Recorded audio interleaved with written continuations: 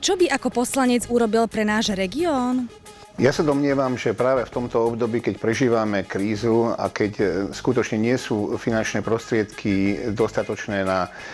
projekty, ktoré by tu vyriešili infraštruktúru a ostatné veci, tak je najdôležitejšie využívať eurofondy a využívať ich progresívnejšie, využívať ich pružnejšie, lebo na Slovensku sa nám darí využívať eurofondy len 22 až 25%, a to je veľmi smutné. Tieto eurofondy, kde si vždy v polovice cesty zastanú a ide skôr o to, že je nadľudská námaha vybaviť tieto eurofondy pre obce, pre naše regióny a pre naše mestá. Ja som sa v minulom období už zameral na to, že budeme podporovať a riešiť región s oblasťou cestovného ruchu a budeme sa snažiť